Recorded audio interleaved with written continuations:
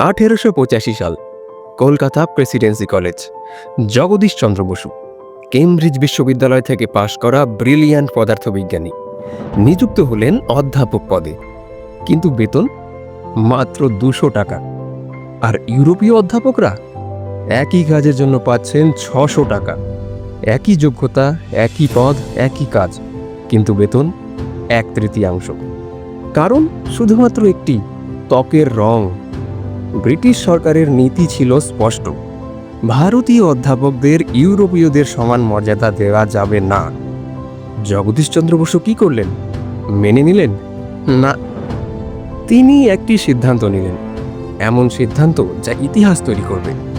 তিনি ঘোষণা করলেন, আমি এই অপমানজনক বেতন নেব না, একটি পয়সাও না। এবং তারপর শুরু হলো এক অবিশ্বাস্য প্রতিবাদ। 3 বছর, পুরো 3 বছর জগদীশচন্দ্র বসু কোনো বেতন না নিয়ে পড়ালেন। প্রতিদিন সকালে কলেজে যান, ছাত্রদের পড়ান, ল্যাবে গবেষণা করেন, কিন্তু মাসের শেষে অফিস থেকে বেতন নিতে যান না। তার স্ত্রী অবলা বসু নিজের গহনা বিক্রি করে সংসার চালাতেন, আত্মীয়রা সাহায্য করতেন, কিন্তু জগদীশচন্দ্র অটল: সম্মান না পেলে আমি টাকা নেব না। ব্রিটিশ কর্তৃপক্ষ প্রথমে ভেবেছিল কিছুদিন পরে হয়তো হাল ছেড়ে দেবেন, কিন্তু 1 বছর কেটে যায়, 2 বছর, 2.5 বছর। জগদীশচন্দ্র বসু তার অবস্থান থেকে 1 ইঞ্চি নড়লেন না।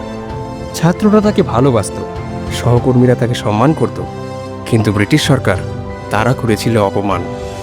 প্রেসিডেন্সি কলেজের প্রিন্সিপাল চার্লস টাউনি লেখেন গভর্নরকে, জগদীশচন্দ্র বসু আমাদের সবচেয়ে মেধাবী অধ্যাপক, কিন্তু 3 বছর ধরে তিনি বেতন নিচ্ছেন না। এই অবস্থা চলতে পারে না। কলকাতার বাঙালি সমাজও প্রতিবাদ শুরু করলো। পত্রিকায় খবর বের হলো, চাপ বাড়তে লাগলো।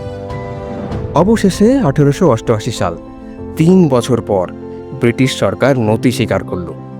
জগদীশচন্দ্র বসুকে দেওয়া হলো তার পূর্ণ বেতন, 600 টাকা, ইউরোপীয় অধ্যাপকদের সমান। শুধু তাই নয়, বিগত 3 বছরের সমস্ত বেতন সুদসহ মিটিয়ে দেওয়া হলো।